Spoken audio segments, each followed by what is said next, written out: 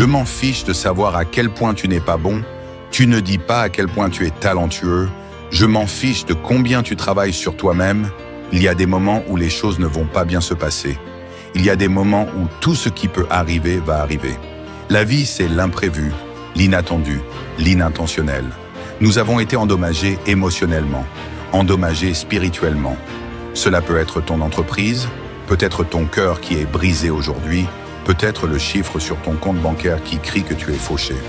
On peut se briser physiquement, mentalement, on peut briser son cœur, on peut briser son esprit, et tout cela va laisser une marque. Mais la marque qu'il laisse peut être celle de la victoire ou celle de la défaite. C'est en restant avec la cassure que naît la bénédiction. Ce n'est pas ce que tu traverses qui détermine où tu finiras, c'est à qui tu écoutes. Parce que je pense que maintenant, tu marches dans une vallée entre deux voies. L'une est la sagesse, l'autre l'inquiétude. L'une est la gratitude, l'autre le murmure. L'une est le blâme, l'autre la foi. Parce que chaque fois que tu te brises, de quelque manière que ce soit, c'est une chance pour toi d'abandonner et de tomber en morceaux, mais c'est aussi une opportunité de devenir plus fort, plus intelligent, plus rapide, plus dur, plus stable, plus résilient et meilleur. Ce dont j'ai besoin, c'est que tu trouves une raison de continuer.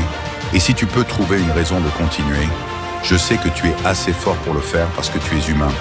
Et chaque humain a ce qu'il faut pour surmonter ce qu'il traverse s'il décide de le surmonter. Le malheur et les épreuves arrivent à tout le monde. Seuls les forts survivent. Le combat n'est pas terminé, il ne fait que commencer. Tu as l'opportunité de montrer au monde de quoi tu es vraiment fait. Je veux que tu regardes cette maladie qui se passe dans ta vie en ce moment. Peu importe ce que c'est, je veux que tu dises « Je ne peux pas la battre, je peux la battre, je vais la battre. Je dois, j'ai une famille pour qui vivre, je ne suis pas encore fini. Ma vie n'est pas encore terminée. » Il y a des choses dans la vie pour lesquelles tu n'as pas besoin de diplôme, pas besoin d'argent, pas besoin de soutien. Il y a des choses comme ça que tu vas juste surmonter quand tu te dis à toi-même « Je vais surmonter ça.